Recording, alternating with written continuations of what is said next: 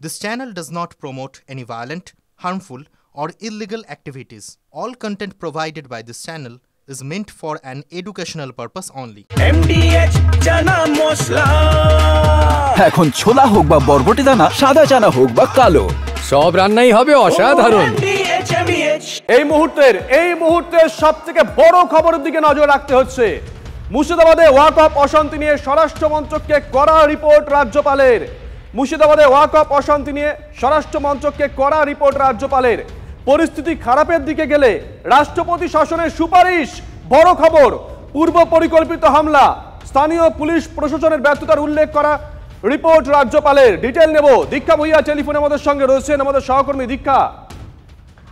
দেখো, রাজ্য ওয়াকফ নিয়ে যে ঘটনা ঘটেছে মুর্শিদাবাদের ধুলিয়ান, স্পেসিফিক্যালি ধুলিয়ান এবং শামসেরগঞ্জে, রাজ্যপাল সিভি আনন্দ বোস খোদ সেখানে পরিদর্শন করতে গিয়েছিলেন। তাকে যদিও রাজ্য সরকার বিশেষ করে মুখ্যমন্ত্রী আবেদন করেছিলেন ওই সময় না যেতে, কিন্তু রাজ্যপাল কোনো কথা না শুনেই শামসেরগঞ্জ এবং ধুলিয়ানে যান এবং সেখানে যারা আক্রান্ত হয়েছিলেন তাদের প্রত্যেকের সঙ্গে তিনি কথা বলেন এবং সেখানে প্রত্যেকের সঙ্গে কথা বলার পরে তিনি যে রিপোর্ট স্বরাষ্ট্র মন্ত্রকে দাবি পেশ করেছেন, সেখানে রাষ্ট্র যদি পরিস্থিতি আরো খারাপের দিকে যায়, বিশেষ করে যে সমস্ত পোরাস বাংলাদেশে বর্ডার এলাকা রয়েছে সেই এলাকার অবস্থা যে খুব খারাপ রয়েছে তা তিনি সেখানে উল্লেখ করেছেন এবং বলেছেন যে পরিস্থিতি খারাপের দিকে গেলে রাষ্ট্রপতি শাসন সুপারিশ করেছেন, রাষ্ট্রপতি শাসনের সুপারিশ করেছেন। পাশাপাশি তিনি বলেছেন ঘটনাটি কিন্তু অতর্কিত কোনো ঘটনা নয়, এটা পূর্ব পরিকল্পিতভাবে ঘটনা এবং প্রশাসন এবং স্থানীয় পুলিশ বা ব্যর্থতা রয়েছে, ইন্টেলিজেন্স ফেলিওরের কথা বলা হয়েছে এবং রাজনৈতিকভাবে ধর্মীয় মেরুকরণের কথা সেখানে বলা হয়েছে। অর্থাৎ রাজ্যপাল নিজে গিয়েছিলেন যখন, আমরা তখন দেখেছিলাম মহিলারা কিভাবে তার পা জড়িয়ে ধরে রীতিমতন কান্নাকাটি করেছে এবং বিএসএফ কে বা সেখানে বলা হয়েছে। শুভজিৎ, এই মুহূর্তে আরো একবার আমি দর্শকদের জানাবো সবচেয়ে বড় খবর। মুর্শিদাবাদে ওয়াকফ অশান্তি নিয়ে স্বরাষ্ট্রমন্ত্রকে কড়া রিপোর্ট রাজ্যপালের। তিনি এটাও জানাচ্ছেন পরিস্থিতি খারাপের দিকে গেলে রাষ্ট্রপতির শাসনের সুপারিশ। পূর্ব পরিকল্পিত হামলা, স্থানীয় পুলিশ প্রশাসনের ব্যর্থতার উল্লেখ করে রিপোর্ট করছেন রাজ্যপাল। আমার সহকর্মী তন্ময় প্রামাণিক এই মুহূর্তে আমাদের সঙ্গে রয়েছেন নিউজরুম থেকে। তন্ময়, এর আগেও এই বিষয়টা বারবার আসছিল যে যেভাবে জঙ্গিরা সেখানে অপারেট করে সেখানে ব্যর্থতা এক, আর দুই স্থানীয় সহযোগিতা। এবার কি দুয়ে দুয়ে চার করার পথে আরো এক ধাপ এই রাজ্যপালের রিপোর্ট, তার এই অভিযোগ কি বলবে? দেখো, সূত্র মারফত যেটা জানা যাচ্ছে, রাজ্যপালের এই কড়া রিপোর্ট কিন্তু সাংবিধানিকভাবে অত্যন্ত গুরুত্বপূর্ণ। কারণ বলা চলে নজিরবিহীন। এই রাজ্যে শেষ কবে রাজ্যপাল এই ধরনের রিপোর্ট দিয়েছিলেন, এই ধরনের সুপারিশ করেছিলেন তা খুঁজে দেখতে হবে। মুর্শিদাবাদের ঘটনা গোটা দেশ তোলপাড় হয়েছে। মুর্শিদাবাদের ঘটনাতে সাম্প্রদায়িক বিষয় উঠে এসেছিল, মুর্শিদাবাদের ঘটনাতে পুলিশের নিষ্ক্রিয়তার অভিযোগ উঠে এসেছিল এবং মুর্শিদাবাদের ঘটনাতে বিদেশি যোগ অর্থাৎ বাংলাদেশের যোগ ছিল। সেখানে নানান স্লিপার সেল তারা সক্রিয় হয়ে স্থানীয়দের দিয়ে এই ঘটনা ঘটেছিল। বেছে বেছে বাড়িতে আক্রমণ এবং খুন হয়েছিল। রাজ্যপাল নিজে সেখানে গিয়ে যে রিপোর্ট দিয়েছেন সেই রিপোর্টে চারটে গুরুত্বপূর্ণ জায়গা রয়েছে। এক নম্বর, এখানে সাম্প্রদায়িকতার বিষয়টা আসছে, অর্থাৎ বেছে বেছে নির্দিষ্ট সম্প্রদায়ের মানুষকে খুন এবং তার বাড়ি ঘর জ্বালিয়ে দেওয়া, লুট ভাঙচুর। দু নম্বর, পুলিশের বিরুদ্ধে অভিযোগ যে পুলিশ যথাযথ ব্যবস্থা নেয়নি, রাজ্যপালের রিপোর্টে সেটার উল্লেখ আসছে সূত্র মারফত আমরা যেটুকু পাচ্ছি। তিন নম্বর একটি বিষয় যে প্রশাসন এখানে যে ভূমিকা পালন করেছিল সেই ভূমিকা পালন করেনি, স্থানীয়রা যুক্ত রয়েছে, অন্য কোনো যোগ রয়েছে কিনা। চার নম্বর বিষয় হচ্ছে প্রয়োজনে এলাকায় কেন্দ্রীয় বাহিনী মোতায়েন করার সুপারিশ রয়েছে এবং ভবিষ্যতে প্রয়োজনে যদি রাজ্য প্রশাসন ব্যর্থ হয় আইন শৃঙ্খলা নিয়ন্ত্রণে, পরিস্থিতি নিয়ন্ত্রণে, তাহলে রাষ্ট্রপতি শাসনের সুপারিশ করা হবে। এই যে বিষয়গুলো রয়েছে সূত্র মারফত যা পাওয়া যাচ্ছে সাংবিধানিকভাবে অত্যন্ত গুরুত্বপূর্ণ। এই মুহূর্তে গোটা দেশে কিন্তু কোথাও কোনো রাজ্যে এমন পরিস্থিতি বা রাজ্যপালের এমন রিপোর্ট উল্লেখ আমরা পাচ্ছি না। ফলে এই রাজ্যে কাশ্মীরের যে আবহাওয়া রয়েছে সেই সময় এবং কাশ্মীরের পহেলগাঁওয়ে যে ঘটনা ঘটেছে তার কয়েকদিন আগে মুর্শিদাবাদের যে ঘটনা গোটা দেশকে নাড়িয়ে দিয়েছিল, সেই ঘটনা নিয়ে রাজ্যপালের রিপোর্ট সাংবিধানিকভাবে কিন্তু বলা চলে একটা চ্যালেঞ্জ, একটা উদাহরণ হয়ে থাকতে পারে। নিঃসন্দেহে চ্যালেঞ্জ তো বটে, এবং তুমি আরো একটা অত্যন্ত গুরুত্বপূর্ণ শব্দ এক্ষেত্রে ব্যবহার করেছো, উদাহরণ হয়ে থাকবে। সবকিছুর পরেও এই গোটা ঘটনায় যে বা যারা যেভাবে জড়িত কিভাবে তাদেরকে পাকড়াও করা যায় সেদিকে অবশ্যই নজর থাকছে সবসময়। শুভজিৎ, কুণাল ঘোষ কি বলেছেন শোনাই। যে ওই সীমান্তবর্তী এলাকায় সীমান্ত রাখার দায়িত্ব তাদের স্বরাষ্ট্র মন্ত্রকের বিএসএফ এর যদি ওপাশ থেকে এপাশে হামলাকারীরা ঢুকে উস্কানি দেয় বা অনুপ্রবেশকারী ঢোকে, এই দায়িত্ব বিএসএফ এর, যেটা দেখেন অমিত শাহ। ফলে রাজ্যপালের সুপারিশে থাকা উচিত ছিল যে বিএসএফকে, যারা নিজেদের দায়িত্ব সীমান্ত রেখা থেকে 15 কিলোমিটারের বদলে 50 কিলোমিটার করে নিয়েছে, তাদের সঠিক দায়িত্ব পালন করতে হবে। সেই সুপারিশের বদলে তিনি বাংলাকে একটু ইঙ্গিতপূর্ণ কলুষিত, একটু বিজেপিকে খুশি করার মতো একটা সুপারিশের ইঙ্গিত কি ইঙ্গিত, যদি কিন্তু এইসব লাগিয়ে তিনি যেটা করেছেন এটা একটা রাজনৈতিক পত্র, উদ্দেশ্য প্রণোদিতভাবে লেখা। তন্ময়ের সঙ্গে থেকে এই মুহূর্তে আমাদের সঙ্গে আলোচনা রয়েছেন বাইরে থেকে তিনজনই ভার্চুয়ালি রয়েছেন শঙ্কুদেব পণ্ডা বিজেপির তরফ থেকে স্বাগত, রয়েছেন বিশ্লেষক শুভম দাস। মোটামুটি শুভম বাবুকে আমরা তৃণমূলের হয়ে গলা ফাটাতে দেখি, স্বাগত আপনাকে, এবং রয়েছেন অপর বিশ্লেষক শুভাশিস ব্যানার্জি, প্রত্যেকে স্বাগত। শঙ্কু, আপনার কাছে যাই। কুণাল ঘোষ যে কথা বললেন যে এটা একটা রাজনৈতিক পত্র, রিয়াকশনটা নিয়ে নেই চট করে। প্রথম কথা হচ্ছে সে কুণাল ঘোষ কোথায়? সে তো পালিয়ে গেছে শুনছি কোন বিদেশে, সে তো দেশে নাই, তার বিরুদ্ধে রুল জারি হয়েছে। তার কাছ থেকে সব জ্ঞান না শোনাই ভালো। হ্যাঁ, পুরো মুর্শিদাবাদটা শুধু এই সব কাণ্ড করেছেন এমন না, মুখ্যমন্ত্রী যাবেন বলে সে যে হিন্দুদের মারা রয়েছে বাপ ছেলেকে, তার পরিবার এসেছিল মামলা করতে কলকাতায়। আমি এখন বসে রয়েছি তাদের সাথে সল্টলেকে, সেখানে পুলিশ পাঠিয়ে দিয়েছে তাদেরকে তোলবার জন্য, যাতে তারা মামলা করতে না পারে, এবং তাদেরকে বন্দুকের নলের ডগায় নিয়ে গিয়ে সামনে বসিয়ে একটা শো অফ করবে মুখ্যমন্ত্রীর প্রচারের দিন, যে দেখো বাবা এখানে কিছু হয়নি। এ কোন রাজ্য, এ কোন পুলিশ প্রশাসন, আমি জানতে চাই। মুখ্যমন্ত্রীর কাছে আমার সরাসরি প্রশ্ন যে কেন আপনি এই ধরনের পুলিশ দিয়ে পুলিশ স্টেট বানাচ্ছেন? যখন ওদেরকে কুপিয়ে খুন করা হলো তখন তো রাজ্যের পুলিশ তাদের প্রোটেকশন দিতে পারেনি, এখনো পর্যন্ত তাদের অপরাধীদের সম্পূর্ণরূপে ধরতে পারেনি। ডেলি একটা করে ধরছে। আর কুণাল বাবু যে বলছেন যে বিএসএফ এর দোষ, বিএসএফ এর দোষ, ভাই তৃণমূল বলেছিল যে বহিরাগতরা এই কাণ্ড ঘটিয়েছে, 300 জনকে এখনো পর্যন্ত গ্রেপ্তার করেছেন, একটা বহিরাগতকে গ্রেপ্তার করেছে। নাটক হচ্ছে এসব। তৃণমূল কংগ্রেস চায় কি রাজ্যটাকে একটা পুলিশ স্টেট বানিয়েছে। শুভম বাবু আপনার কাছে একটু যাই, যেটা বারবার শঙ্কুদেব পণ্ডার অভিযোগ করেন যে লোকাল প্রশাসন কিছু করেনি। আজকে রাজ্যপাল যে চিঠি পাঠিয়েছেন সূত্র মারফত আমরা জানতে পেরেছি, সেখানে উল্লেখ রয়েছে লোকাল যে অ্যাডমিনিস্ট্রেশন রয়েছে তার একটা ব্যর্থতা। আর ঠিক এই আবহে আমরা দেখলাম উচ্চপদস্থ একজন পুলিশ আধিকারিক এবং তার থেকে একটু নিচু পদস্থ একজন পুলিশ আধিকারিক, তাদের বিরুদ্ধে ব্যবস্থা নেওয়া হয়েছে। তাহলে কি কোথাও গিয়ে শঙ্কুদেব পণ্ডা বা বিজেপি যে দাবি করে, রাজ্যপালের চিঠিতে যে দাবি লেখা আছে সেটার সত্যতা মানা হলো না?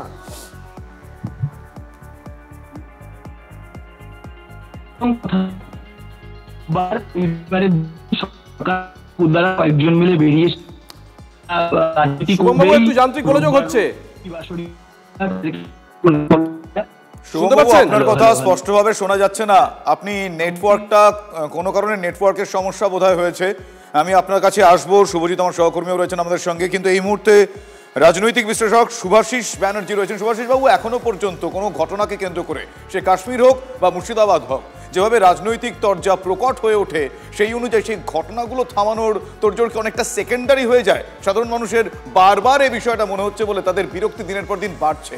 আপনি একজন রাজনৈতিক বিশ্লেষক হিসেবে কি মনে করবেন?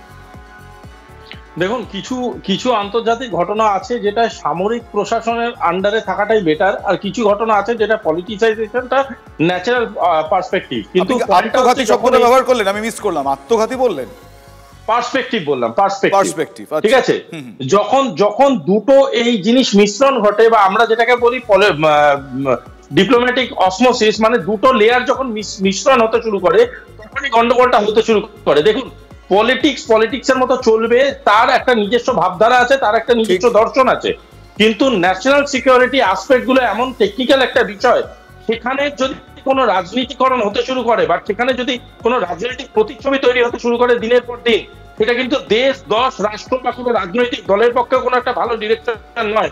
সুতরাং আমি একটা কথা বলতে চাই সবকটা রাজনৈতিক দল এবং পদাধিকারীকে, যে এখানে অনেক দায়িত্বশীল ভাবে ভাবনা চিন্তা করাটা প্রয়োজনীয়। রাজনৈতিক চাপানুতর থাকবে সেটাই বাস্তব, কিন্তু রাজনৈতিক চাপানুতরকে কোনো রকম ওভারকাম করে যদি কেউ মনে করে রাষ্ট্রশক্তি বা রাষ্ট্রনীতিকে এফেক্ট করতে পারবে, সেটা কিন্তু তার পুরোপুরি ভুল ধারণা। Thank you very much. আমি এই বিষয়টা আপনার কাছ থেকে একটু ক্লিয়ারলি জানার চেষ্টা করছিলাম, এবং সত্যি তাই রাজনৈতিক ভেদাভেদের ঊর্ধ্বে উঠে যেই মুহূর্তে পরিস্থিতি যখন হাতের বাইরে চলে যাচ্ছে, সেই পরিস্থিতির সহাবস্থানের সঙ্গে সামাল দেওয়াটা বেশি জরুরি বলে মনে হয়। কৌশিক আমাদের সঙ্গে রয়েছেন মুর্শিদাবাদ থেকে, আমাদের সহকর্মী কৌশিক। আরেকবার জানতে চাইবো, এই যে দুজন পুলিশ অফিসার শিবপ্রসাদ ঘোষ এবং জালালউদ্দিন আহমেদ, মোহাম্মদ জালালউদ্দিন আহমেদ, এদেরকে সাসপেন্ড কেন করা হলো? কি অভিযোগ এদের বিরুদ্ধে? দেখো, এই দুজনকে সাসপেন্ড করা হয়েছে মূলত যে শামশেরগঞ্জ হিংসা, সেই হিংসায় কোথাও যেন একটা গাফিলতি, অর্থাৎ যে বোসের রিপোর্ট, অর্থাৎ যে আমাদের রাজ্যপাল রিপোর্ট দিয়েছেন কেন্দ্রের স্বরাষ্ট্রমন্ত্রকে, সেই রিপোর্ট, বিজেপির কোথাও যে পুলিশের গাফিলতির অভিযোগ, সেই রিপোর্ট যেন কোথাও সামনে এসেছে। গতকালই কিন্তু এই রকম সামনে এসেছে যে ওই থানার ভারপ্রাপ্ত আধিকারিক যিনি ছিলেন শিবপ্রসাদ ঘোষ এবং জালালউদ্দিন আহমেদ, অর্থাৎ সেকেন্ড অফিসার হিসেবে যিনি কাজ করছিলেন, সেই দুজন অফিসারকেই সাসপেন্ড করা হয়েছে এবং তাদেরকে নির্দেশিকা জারি করা হয়েছে জঙ্গিপুর পুলিশ জেলার পক্ষ থেকে। এবং সেখানে বলা হয়েছে যে প্রতিটি রোল কলে তারা উপস্থিত থাকবে জঙ্গিপুর পুলিশ জেলার পুলিশ লাইনে, অর্থাৎ তাদেরকে কিন্তু এক কথায় যে বাংলা কথায় বলা হয় তাদেরকে লাইনের মধ্যে তাদেরকে সাসপেন্ড করে রেখে দেওয়া, অর্থাৎ গ্যারেজ, যেটা পুলিশি ভাষায় বলা হয় গ্যারেজ করে দেওয়া, সেই রকম ঘটনা ঘটেছে। অর্থাৎ পুলিশি নিষ্ক্রিয়তা যে ঘটনা যে সামনে এসেছে এবং বোসের যে রিপোর্ট, সেখানেও কিন্তু সেই একই ঘটনার অভিযোগ। একদম কমন একটা বিষয় রয়েছে, আমরা সুভাষিস বাবুর কাছে চট করে ছুঁয়ে নিই বিষয়টা। সুভাষিস বাবু, এটা তো কমন খুব বিষয়টা, তাই না? হ্যাঁ, এটা স্বাভাবিক বিষয়। দেখুন, পুলিশ হচ্ছে একটা সিস্টেমেটিক টুল। এবার যখনই আপনার কোন রকমের ভুল হবে, তখনই আপনি আপনার হাতা খুন্তি টেনে নিয়ে বলবেন যে রান্নাটা ভুল হয়েছে, বিকজ আমার হাতা খুন্তি গুলো বাজে ছিল, তার জন্য হাতা খুন্তি গুলোকে ছুঁড়ে ঘরের কোণে ফেলবেন। এটা একটা স্বাভাবিক ঘটনা, কারণ দে আর দ্য ইজিয়েস্ট ভিকটিম। পয়েন্টটা হচ্ছে, পুলিশ কিন্তু একটা জিনিস বোঝার দরকার আছে, অর্ডার ছাড়া কাজ করতে পারে না। If there are orders, where are the orders? কে অর্ডারস গুলো দিয়েছে, কেন অর্ডার গুলো এসছে, এটা বোঝাটা খুব দরকার। পুলিশকে ভিক্টিমাইজ করে কোনো জিনিসকে বারংবার সাইডলাইন করার চেষ্টা করা হয়েছে। তার জন্য যে ইনভেস্টিগেশনের কথা বলা হয়েছে, সেই ইনভেস্টিগেশনের প্যারালালিজম খুব দরকার। সেখানে গভর্নমেন্ট, স্টেট গভর্নমেন্ট এবং সেন্ট্রাল গভর্নমেন্ট দুজন মিলে যেন বোঝে, সেই ইনভেস্টিগেশন কিন্তু ভীষণভাবে প্রয়োজনীয়। শুধুমাত্র পুলিশদের সাসপেন্ড করে বা কোনো পার্টিকুলার পুলিশ অফিসারকে ভিক্টিমাইজ করলে কিন্তু বিষয়টা শেষ হয়ে যায় না। একদমই। আরো একবার আমি কৌশিকের কাছে যাই, আমার সহকর্মী কৌশিক রয়েছে। কৌশিক, এই পরিস্থিতিতে আগামীকাল মুখ্যমন্ত্রী মমতা বন্দ্যোপাধ্যায় সেখানে যাচ্ছেন, তাহলে এখনো পর্যন্ত তার যাওয়ার আগাম বার্তা পাওয়ার পর সেখানকার আবহাওয়া কতটা কি পরিবর্তিত, এবং সেখানে গিয়ে কি কি পদক্ষেপ, কি কি কর্মসূচির কথা জানা যাচ্ছে?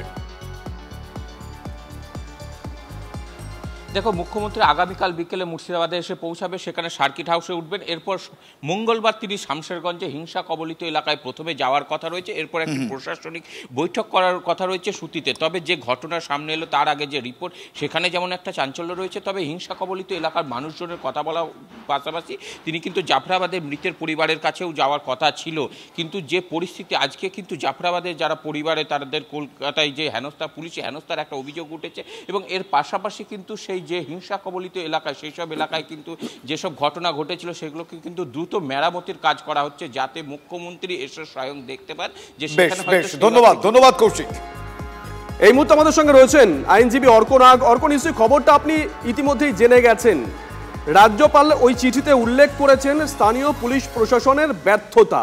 ঠিক একই সময়ে গতকাল আমরা দেখলাম শামশেরগঞ্জের দুজন পুলিশ আধিকারিক, তাদেরকে সাসপেন্ড করা হলো, সেখানেও এই একই উল্লেখ করা হয়েছে, তারা কর্তব্য ঠিকঠাক পালন করেননি।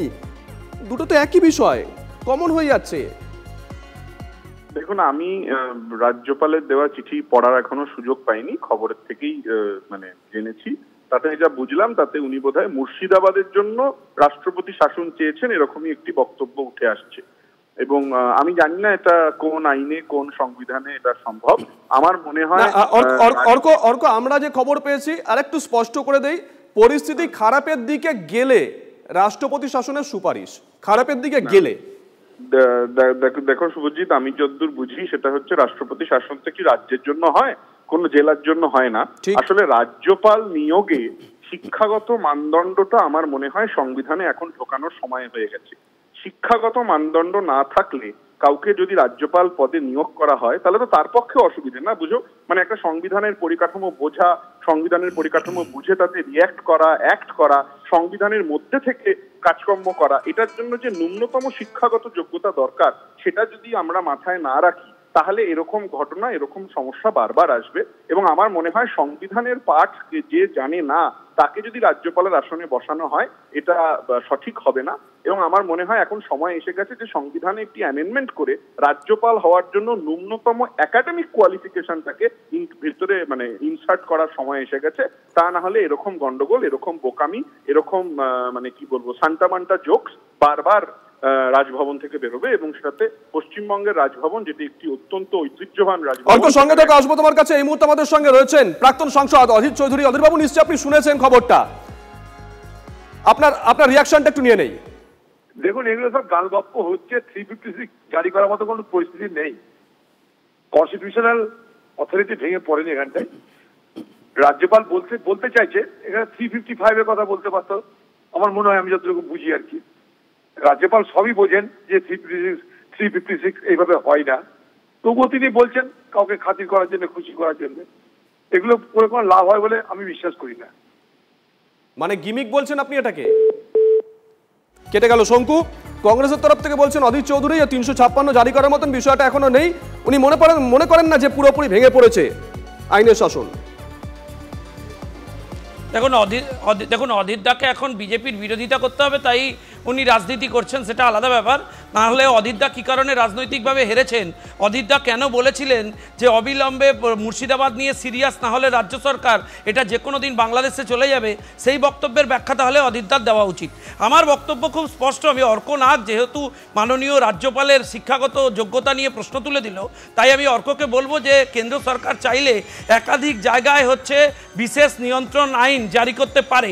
এটা আমার যতটুকু অন্তত শিক্ষার জ্ঞান আছে। কিন্তু অর্কর কাছে আমার প্রশ্ন, ভাই জ্ঞান আপনাদের তো জ্ঞান আছে, আপনাদের শিক্ষাগত যোগ্যতা সম্পন্ন প্রশাসনিক প্রধানরা রাজ্যের বিভিন্ন সর্বোচ্চ পদে বসে রয়েছেন, তো তারা বসে থাকতে থাকতে আপনাদের এসপি ওসি এদেরকে সাসপেন্ড করতে হচ্ছে কেন?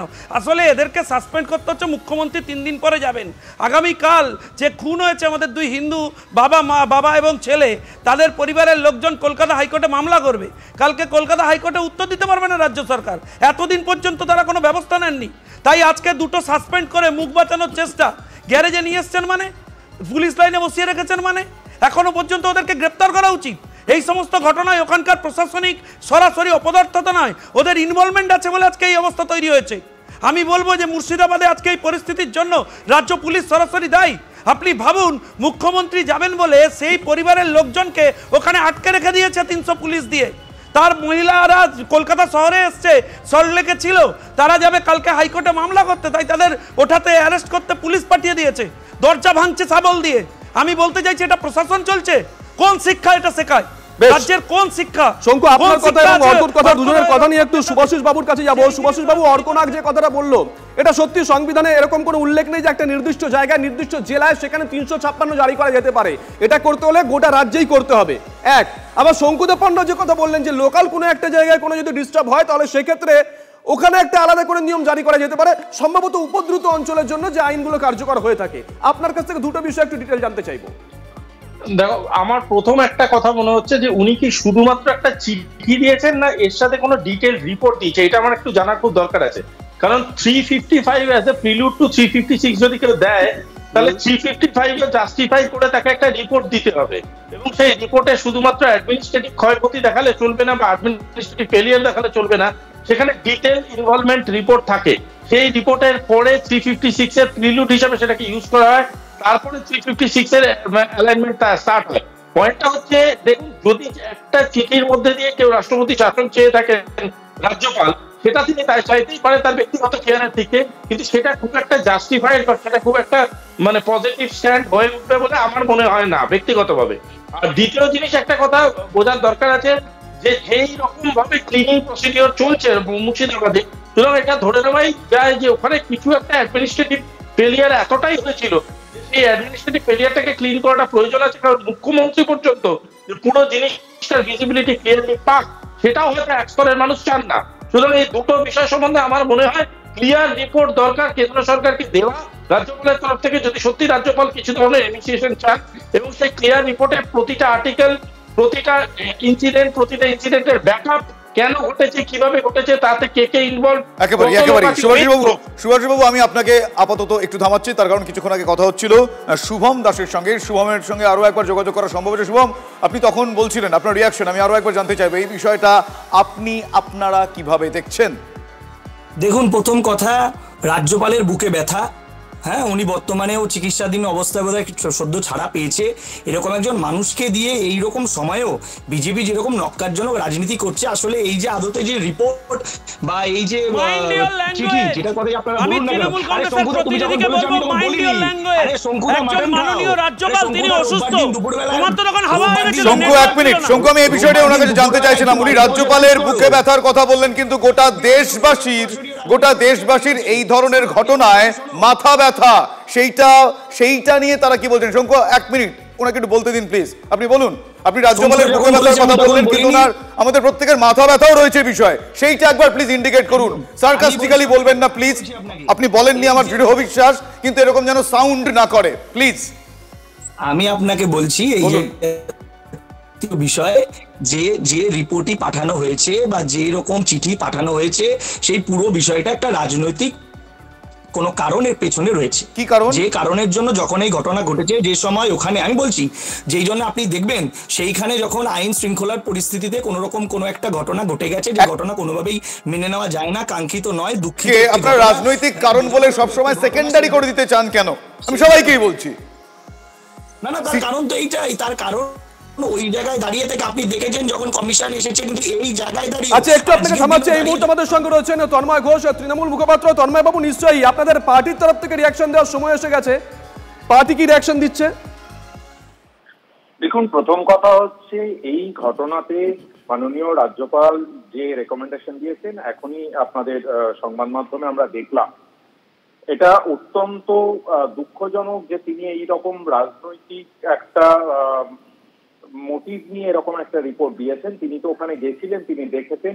এই মুহূর্তে মুর্শিদাবাদ শান্ত, সেখানে যে ঘটনা ঘটেছে, যারা দোষী ছিল তাদেরকে চিহ্নিতকরণ করা হয়েছে, তাদেরকে অ্যারেস্ট করা হয়েছে, অর্থাৎ প্রশাসনিকভাবে যা যা করার সেগুলো করা হয়েছে। আমরা প্রথম থেকে প্রশ্ন তুলেছিলাম যে বিএসএফ এর নজরদারি পেরিয়ে কি করে বাইরের জঙ্গিরা এসে পৌঁছালো, এবং আমাদের সেই কথার সঙ্গে সহমত পোষণ করেছিলেন বিরোধী দলের দলনেতা শুভেন্দু অধিকারী। তিনিও বলেছিলেন যে বাংলাদেশ থেকে কিছু মুসলিম জঙ্গি এসেছে। আমাদের প্রশ্ন, সেই মুসলিম জঙ্গিরা কিভাবে এলো, এখানে কাদের মদতে এই ঘটনা ঘটলো? আমরা সমস্তটার উপরই প্রশাসন খতিয়ে দেখছিল। কিন্তু আমার একটাই প্রশ্ন, যে পরিস্থিতি 5 দিন 7 দিনের মধ্যে শান্ত হয়ে গেছে, সেই পরিস্থিতির পরে আজকে রাষ্ট্রপতি শাসন বা সেখানে কেন্দ্রীয় সরকারের যাতে হস্তক্ষেপ দাবি করে মাননীয় রাজ্যপাল লিখেছেন, কিন্তু একইভাবে বাকি যেগুলো রাজ্য আছে, যখন মণিপুরে তন্ময়বাবু, এখনো পর্যন্ত আমরা যে খবর পেয়েছি তাতে রাজ্যপাল যে চিঠি লিখেছেন, সেখানে তিনি লিখেছেন লোকাল অ্যাডমিনিস্ট্রেশন তারা ব্যর্থ। তার পাশাপাশি 3 তারিখে শামসেরগঞ্জের ওসি শিবপ্রসাদ ঘোষ এবং second officer Mohammad Jalaluddin Ahmed, তাদেরকে সাসপেন্ড করা হয়েছে। সেই ইমেলেও পুলিশের এসপির তরফ থেকে যে ইমেল করা হয়েছে, সেখানে উল্লেখ করা হয়েছে যে তারা কর্তব্যে গাফিলতি ছিল, তাদের কর্তব্যে। কিভাবে দেখছেন? দুটো তো একই হয়ে গেল। না, ঠিকই তো। গাফিলতি যদি থেকে থাকে, প্রশাসন তো তার ব্যবস্থা নিয়েছে, তাদেরকে সরিয়ে দেওয়া হয়েছে, তাদের যা যা প্রশাসনিক ব্যবস্থা নেওয়া হয়েছে। কিন্তু একটা ফেডারেল স্ট্রাকচারে এইভাবে কেন্দ্র সরকারের হস্তক্ষেপ কোন মুহূর্তে করা যায়, সেইটা ওনার মাথায় রাখা উচিত ছিল। একই ঘটনা যখন মণিপুরে 2 বছর ধরে ঘটেছে, আমরা দেখেছি সেখানে আইনকরণ বলে কিছুই ছিল না, কিন্তু সেখানে শুধুমাত্র বিজেপি সরকার ছিল বলেই কি 2 বছর লেগে গেল সেখানে রাষ্ট্রপতি শাসন জারি করার ক্ষেত্রে। আর পশ্চিমবাংলায় কোথাও একটা মশা মারলেও সেখানে সঙ্গে সঙ্গে এই ধরনের ঘটনা দেখা যায়। এটা সম্পূর্ণ রাজনৈতিক উদ্দেশ্য প্রণোদিত। বুঝতে পেরেছি, ধন্যবাদ তন্ময় বাবু। শঙ্কু কিছু একটা বলার চেষ্টা করছে। শঙ্কু, তন্ময়দাকে মনে করিয়ে দেব, যে তৃণমূল কংগ্রেসকেও মনে করিয়ে দেব যে মণিপুরে বিজেপি সরকার থাকা সত্ত্বেও কাজ করতে পারেনি, মানুষ এফেক্টেড হয়েছে, রাষ্ট্রপতি শাসন হয়েছে। আর এখানে তৃণমূল দিনের পর দিন নাটক করে যাবে, 2 জন অফিসারকে গ্যারেজ করবে, তাদের গ্রেপ্তার করবে না। যাদের সরাসরি ইন্ধনে এই সমস্ত কাণ্ড হয়েছে মুর্শিদাবাদে, তাদের বিরুদ্ধে ব্যবস্থা নেবে না। শঙ্কু, তন্ময়বাবু বললেন যে ওখানে তো 2 বছর সময় লেগেছিল, এখানে সবকিছু মিটে যাওয়ার পরে কেন? তন্ময়বাবু এই প্রশ্নটাই তুললেন যে ওখানে মণিপুরে 2 বছর সময় লেগেছিল, 2 বছর অশান্তি ধারাবাহিকভাবে হলো, তারপরে রাষ্ট্রপতি শাসন, এইখানে সব মিটে যাওয়ার পরে কেন? এক সেকেন্ড, হ্যাঁ বলুন। এক সেকেন্ড, সারা বাংলায় এখনো পর্যন্ত ভারতীয় জনতা পার্টির প্রায় 300 জন কর্মী খুন হয়েছেন, অন্যান্য দলের আরো 150 জন মতো হয়েছেন, 100 জন তৃণমূল কংগ্রেসের লোক খুন হয়েছে তৃণমূলের শাসনকালে। 2 বছর কেন 13 বছর হয়ে গেছে এখানে। ইমিডিয়েটলি এই সরকারকে বাদ দিয়ে রাষ্ট্রপতি শাসন করা উচিত। আর কত মানুষ মরবে? সরাসরি বিদেশি সমস্ত সন্ত্রাসবাদী সংগঠন এখানে তাদের আস্তানা বানাচ্ছে। শঙ্কু, আসবো তোমার কাছে, একটু সঙ্গে থাকো। হুমায়ুন কবির, তৃণমূল কংগ্রেস বিধায়ক, ভরতপুরের বিধায়ক, এই মুহূর্তে আমাদের সঙ্গে রয়েছেন। হুমায়ুন বাবু, আপনি নিশ্চয়ই খবরটা জেনেছেন, খবর সম্পর্কে তো আপনার রিয়াকশন নেব, পাশাপাশি আপনাকে একটা প্রশ্ন ছুড়ে রাখি। আপনার সঙ্গেই রাজনীতি করতেন আপনার জেলার মানুষ অধীর চৌধুরী, তিনি সরাসরি বললেন যে 356 জারি করার মতন অবস্থা আছে বলে উনি মনে করেন না, হ্যাঁ 355 করা যেতে পারে।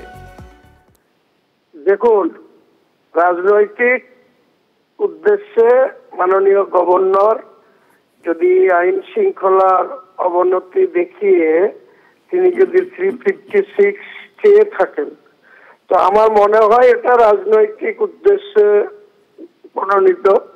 কারণ বাংলার প্রশাসনে এখন পর্যন্ত বিক্ষিপ্ত 2-1টি ঘটনা ছাড়া 356 বা 355 কোনোটাই লাগু করার মতো পরিস্থিতি নেই। তবুও যদি তিনারা মানে ক্ষমতায় আছে বলে সেই ক্ষমতার অপব্যবহার করে কেন্দ্রীয় সরকার যদি এখানে 355 বা 366 লাগু করেন, তাহলে বাংলার জনগণই কিন্তু এর সঠিক জবাব ইলেকশনের মাধ্যমে, যখন ইলেকশন হবে তখন এর জবাব সঠিক কেন্দ্র সরকারের এই ক্ষমতার অপব্যবহারের যে ক্ষমতা প্রয়োগ। ধন্যবাদ ধন্যবাদ ধন্যবাদ হুমায়ুন বাবু।